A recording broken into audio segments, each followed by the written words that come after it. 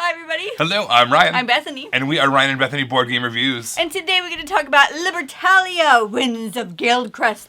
This is designed by Apollo Morai. The artwork is by Lamaro Smith, and it is published by Stonemaier Games.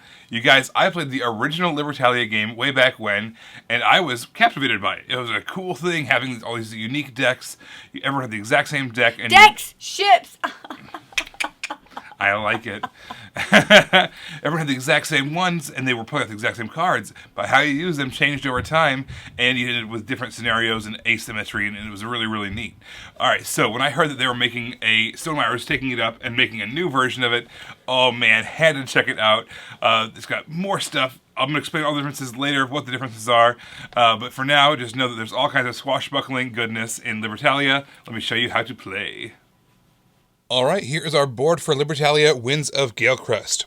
Now to start off with, we have our reputation track, and that is all randomized. No matter how many players you use, you're always going to have all 6 markers out there as a kind of a randomizer. We've got a nice little tray for our money. Then also we have a huge bag of tokens, which we're going to populate the board with. Now the point of this game is we are going to go on 3 voyages. The first voyage lasts 4 days, the next one lasts 5 days, and the final voyage lasts 6 days. You're trying to accumulate as many doubloons as possible. That is your victory points. At the end of the game, whoever has the most doubloons is going to be declared the winner. Let's start by populating those days full of loot. So you can see in our bag here, we've got all kinds of different tiles. These really nice kind of acrylic tiles. You're going to put the number of players worth of tiles out there. So in this case, let's simulate a 3-player game. So we're going to put 3 tiles on each day. At the bottom of the board, it describes each one of those tokens and shows what it does. So for instance, a treasure chest, like one over here, it's going to be worth 5 doubloons at the end of the round. It's really, really strong. But we have things like relics, which make you lose victory points. We also have sabers, which can kind of knock out other players. Barrels can give you some reputation to help you out with your track over here. And hooks can even help you save characters from round to round. There's also an opposite side of this board. It's the exact same thing, only all these are different. The bottom half of these all mean different things.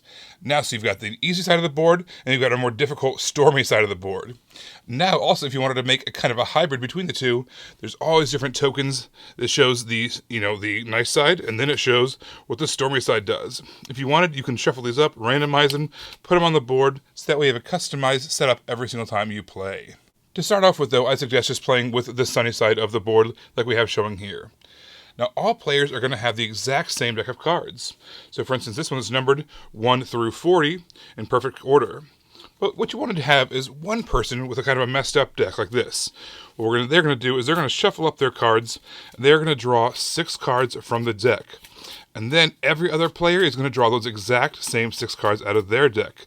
So then it's going to reveal some of these. Alright, so all of these cards that do all these different abilities, what we're going to do is we're going to choose one of these cards and we are going to put them out there. Let's say we put one of these out there. Every other player is also going to put one out there. And then what we're going to do is we're going to reveal all of them and put them in numeric ascending order. Let me see if I can zoom in on those a little bit better. Basically what we're looking at is we have 4 different kinds of abilities on these cards. So as you can see, we have suns, we have a kind of a sunset, we have a moon, and we have an anchor. You can see there's a sun over here going this way. So what's going to happen is we are going to reveal all the sun cards starting over here and to the left and going to the right first. This particular case, the thief says, take 1 loot from an adjacent player's ship. If you do, lose 2 reputation. So it gives you a chance to steal some loot from other people's areas. Alright, so the next player does not have a sun on their card. The next person does not have a sun on their card. So what's going to happen next is we're going to go backwards the other way. We're going to do our sunset phase. So for this, I'm going to show you our different tokens here. The first person on our far right, if they had a sunset on their card, they would take that action right now. But also, they could take the first choice of the loot from this one. Let's say they want to take the treasure map. And then they're done. Now the next person says, on their sunset phase, if you gain a saber or a hook token, gain 2 reputation. Well, we don't have any of those options in this case because it's just a random setup. Obviously, they probably would have chosen that for a different day, but this is just all random. They're probably going to take this one. Now the thief goes last. They're going to take this one. This is actually a relic, which is going to be negative points in this scenario, but maybe they'll have a chance to get rid of it before the end of the round. So that's the first two symbols. We have our daytime going that way. We have our sunset going that way. The next thing I want to talk about is some characters can die. So what will happen is, if they die, they're going to get placed on your little mat here. This is called the graveyard. If they survive, however, they're going to go to your ship. And your ship is basically just kind of the area in front of you. That's also where you're going to store your doubloons and all of your treasure tokens. So now, at the end of the day, it's nighttime. If you have anybody in your ship face up that is still alive that has a nighttime benefit, like this one does, this one says gain a doubloon for each saber and each hook token in your ship. All of you people who had that nighttime or that moon phase on their cards, they get to activate at this point. All right, next, same thing happens. Everyone chooses a card, you place it out there, you do your sun, you do your sunset, and then all of the moon phases activate after you've taken your tokens and you've taken all the cards back. At the end of the final day of your voyage, you're going to activate all of the anchor abilities. That shows that you are coming back home. So for instance, some cards have them. This one says, gain 1 doubloon for each barrel, each amulet, and each chest token in your ship. Also, if you notice, things like on the board here, this chest, this one says, is an anchor ability, gain 5 doubloons. Gain 1 doubloon, lose 3 doubloons. So all anchor abilities on all of your cards and your tokens trigger at this point at the end of the day of the last day of that voyage. At the end of the voyage, you're going to get 6 new cards. Again, everyone's going to get the exact same set of cards. So now, going into the next voyage, you might have a slightly different set of cards that you're working with. And the same thing's going to happen again at the end of the second one, going into the third one. You might have a slightly different set of cards. Maybe a card that was in your first setup, everybody else used, but you hung on to. And now all of a sudden you get to drop it out of nowhere during the third voyage, which can be really fun. The voyages get longer and longer, the third one lasting all 6 days, and you fill up that entire spot. At the end of each voyage, all the people that did survive, that were out in front of you on your ship, they do get put into your graveyard, and you start with a new, fresh set of cards each time. The exception being, if you have a hook, you can use that. Instead of getting the victory points, you can use it to save somebody behind. Like maybe you have a character that says, at the end of the anchor phase, take 6 doubloons, or something like that. Well, if you save that person at the end of the round, you might get 6 doubloons again the next round, as long as no one messes with your ship. If 2 or more players ever put out the exact same number of card, let's say someone put out a 23 and you put out a 23 on the track over here, it's going to come down to their reputation. This is kind of your tiebreaker at the end of the game, but also it's a tiebreaker for playing out characters. Whoever's higher on the reputation track is going to have first chance to get the loot, but let's say it's a card that has a sun ability. The player who's are lower on the reputation track are going to have their sun abilities trigger first. If you ever need to go higher on the reputation track than the highest spot, you gain a doubloon for each spot you would go higher. And similarly, if you ever need to go lower than the lowest spot, it would cost you a doubloon for each spot that you needed to go. During the game, whenever multiple abilities trigger at the same time, you generally get to choose the order in which they happen. However, the only thing is, if you ever have a penalty card, something that says you must pay something, you have to be able to pay that full penalty if at all possible. So let's say, even though you only had 1 doubloon to your name, you have one card that says you must pay 6 doubloons, and you have another card that says you get to gain 6 doubloons. You have to put it in the order that makes you so that you can pay the full 6 doubloons. So in that case, you would have to gain the 6 and then lose the 6. You couldn't work it the other way around. But other than that scenario, you can resolve anything in any order you want. You're going to be gaining all these doubloons throughout all these different days. Once you come home at the end of the voyage, you're going to turn all the doubloons you've gained and all the tokens you have into treasure. Now you can put them into this treasure chest. There's a little dial here that you could turn. Let's say you got, 38 doubloons this turn. All the tokens get turned back in, all the dollars get turned back in, all the coins, and this is what can never be lost. However, all the things that you gain throughout the mission before that phase can be lost. So at the end of the third and final voyage, you're going to again put all of your tokens, all of your doubloons, everything that you've got into your treasure chest. Whoever has the most amount of treasure in the treasure chest is declared the winner. If there's a tie, again, it goes back to the reputation track. Even though we're pirates, there's still some honor among thieves. This artwork was incredibly engaging. So you have 40 different characters, right? So very individual characters on what's happening on this. I really liked it. One of the things that I really like about great artwork is when it's excellent and I enjoy it, but it doesn't detract from what's happening on the card. This game did that. The artwork was brilliant, but it didn't detract from playing the game at all. I like how this had two sides of the board. It had that kind of the calm seas and the stormy seas, right? Yeah. And on top of that, if you could do the one side that's easy, one side that's hard, or kind of sort of.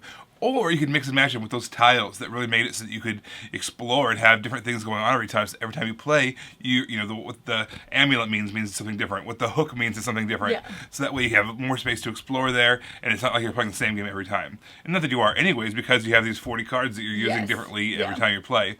But now you have even more variability, which is nice. What's fun with things like this, when you all have the same set of cards and you're playing like that, is you're kind of reading the player as opposed to just like, yes, you want to have your own strategy. But I had a lot of fun trying to read the player. Okay, so the very first game we played of this, it was you, me, and Matt, my brother, and we all played the same exact card. So it was just really fun throughout the rest of that game of trying to read the player while you're also trying to work out your own strategy, trying to win that game. I had a blast trying to do that. You guys, this was head and shoulders above the original version for a lot of reasons. For one thing, it has 40 cards instead of the original 30. Already better. Artwork. That's right. I like the reputation track. Everything was measured by these kind of random numbers on a card. So if everyone uses the same number, let's say 13, there might be like a little 1, 2, 3, or 4 up in the corner of the card. And so you played a 13 and somebody else played a 13, you'd go off of what numbers were in the corner of the cards as far as that goes. Except for the reputation track was universal for all cards. And it also determined income and it determined tiebreakers, all those things. So the reputation track is new and really, really neat. Worked seamlessly. Yes, absolutely. Yeah. The component quality was top notch. I mean, going from those little cardboard chits that you're pulling out of the bag to those really, really nice acrylic tiles, that was fantastic. The artwork obviously is out of this world. The component quality was great. The reputation track, it took about the extra cards. Yes, overall, this game it took what was already so great about Libertalia and just added new things without adding complexity, which was it actually made it less complex in terms of, it was a lot smoother, it felt like to me. So great job on that.